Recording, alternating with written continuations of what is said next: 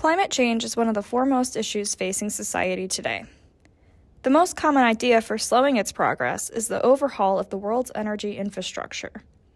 However, there are issues with this.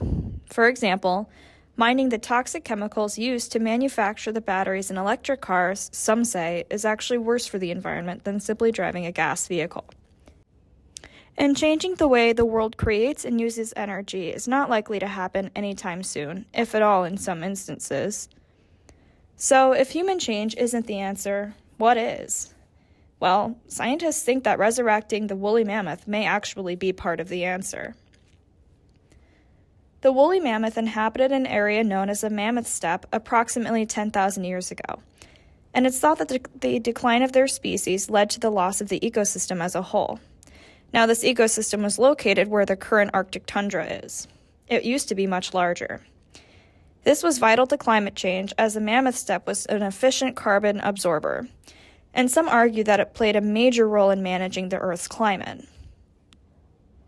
To add on, scientists are attempting to increase biodiversity and environmental health by using cloning technology to save threatened species such as the Arctic wolf or Przewalski's horse.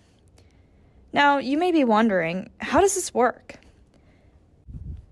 By cloning technology, scientists generally are referring to somatic cell nuclear transfer. Somatic cell nuclear transfer, also known as SCNT, is a technique in which the nucleus of a somatic cell is transferred into a metaphase II oocyte without a nucleus to generate a new individual that is genetically identical to the somatic cell donor. This cool concept was first conceived in 1928 by Hans Spemann, who initially experimented with transferring salamander embryonic cell nuclei into egg cells. Spemann then proposed the idea of generating clones, though he never carried out the experiment because the microsurgical tools necessary to remove nuclei from cells without causing damage to the genetic material or to egg cells did not exist.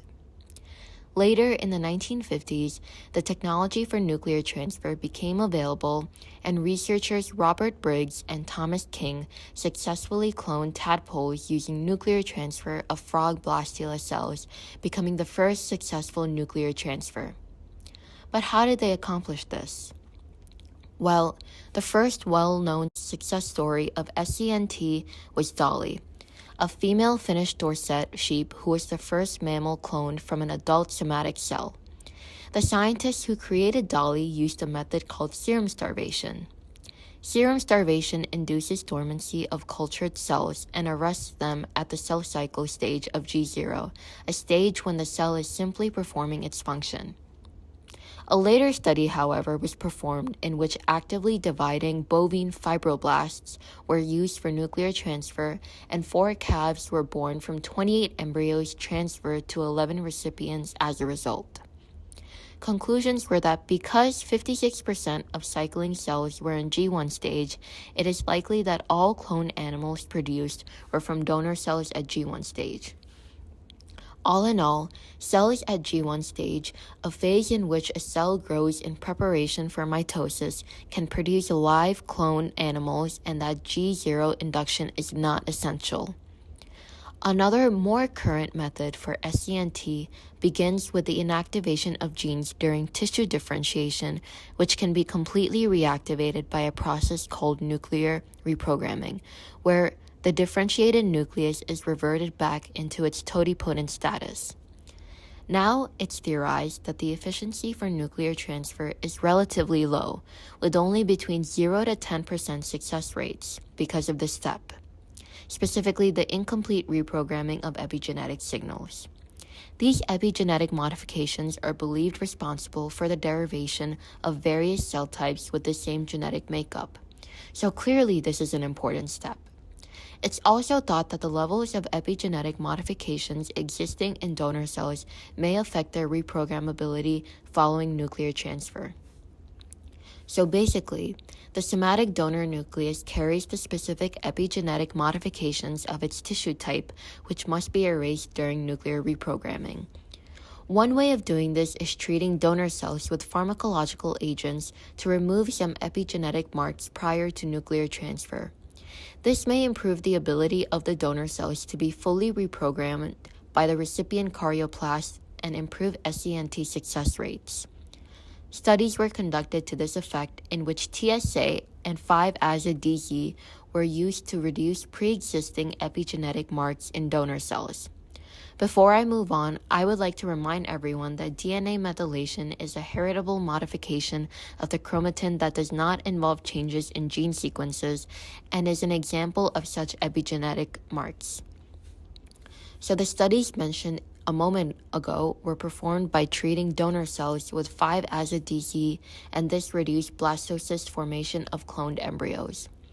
As a result, scientists concluded that the lowering the levels of DNA methylation in donor cells does not always improve development of cloned embryos.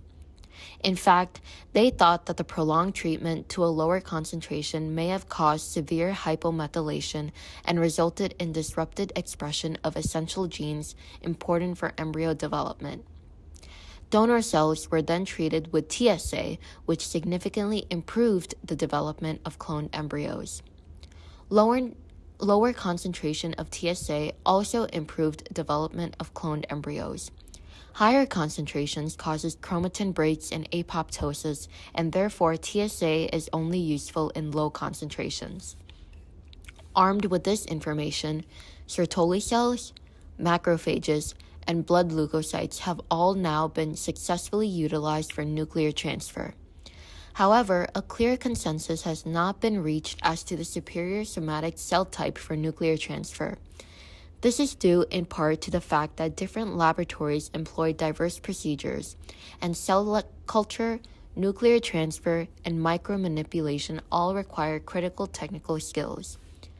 Additionally, the procedures and techniques used must be identical for each donor animal and cell type.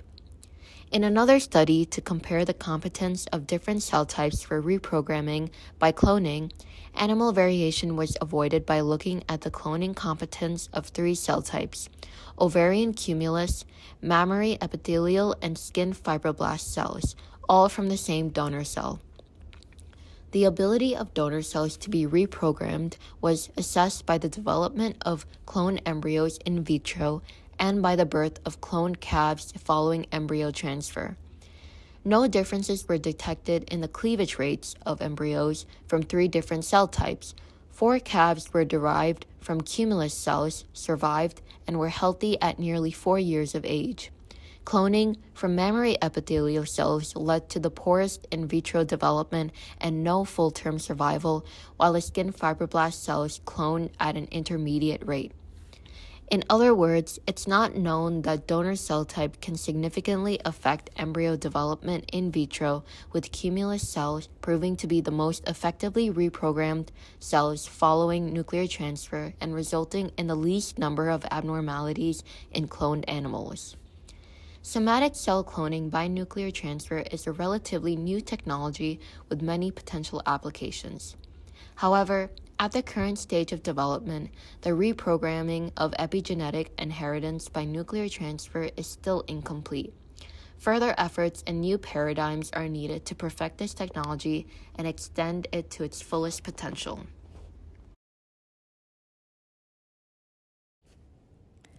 There are many applications for SCNT, past, present, and in the future. The first successfully cloned large mammal was the well-known Dolly the sheep. Born in 1996, Dolly was the first mammal to be cloned from an adult cell, proving that specialized adult cells could still be cloned to make an exact copy of the original animal.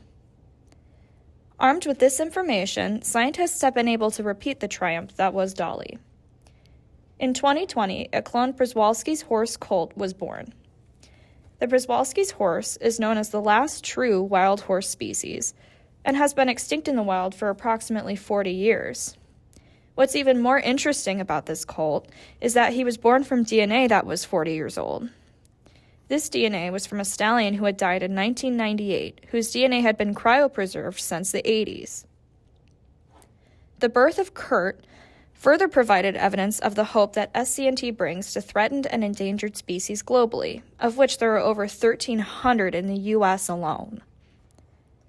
The main reason we have so many threatened and endangered animals is climate change, as discussed earlier, and habitat loss.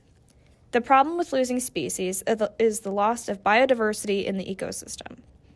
Every species in an ecosystem plays a significant role in maintaining the health of that ecosystem. Loss of even a single species can throw off the balance, leading to a domino effect involving other species and planet-wide health.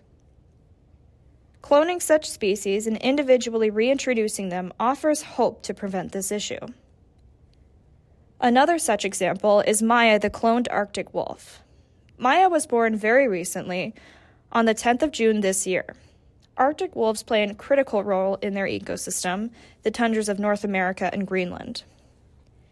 Like southern wolf species, they control the population of herbivores in their respective habitats, such as hares and caribou. Without this role fulfilled, these herbivores would likely cause the decline of vital plant species in the area. These plants contribute to the health of the tundra, which in turn contributes to the health of the global climate. While Arctic wolves are not considered a threatened species, many southern wolf species, such as the gray wolf, have only recently been removed from the endangered species list, and there is argument that they should still be included. The loss of the gray wolf has been shown to lead to dire consequences, as shown in Yellowstone National Park. When there were no wolves, the local flora suffered as a result of rampant, unchecked deer and elk populations. The birth of Maya shows promise in preventing such catastrophes. The introduction of this video discusses the potential use of SCNT in reducing the effects of climate change by resurrecting the woolly mammoth. The woolly mammoth is theorized to have been a vital part of the same tundra that Maya's species now roams, just thousands of years earlier. In fact, this tundra was once known as the Mammoth Steppe. The Mammoth Steppe, now the tundra, is important to the global climate because the permafrost has trapped much of the Earth's carbon, about twice as much as in the atmosphere, in fact. The melting of the permafrost could lead to the release of that carbon, and therefore worsen the effects of greenhouse gases and climate change. The woolly mammoth was thought to contribute to the health of the tundra as acting as a geoengineer. It's theorized that mammoths would uproot trees and maintain the productivity of the mammoth steppe, all while using their weight to trample the snow.